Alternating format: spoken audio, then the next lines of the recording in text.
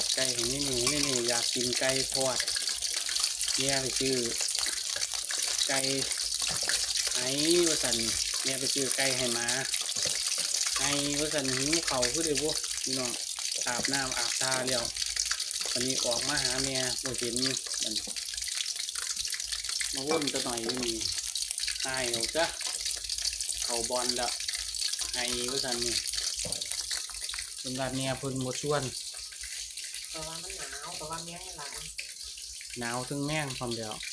มันหนาวอากาศมันหนาวพี่น้อง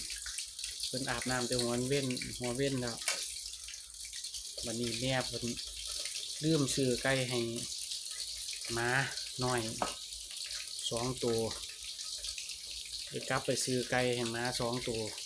ตัวน้อยเอาเข่าให้กินละ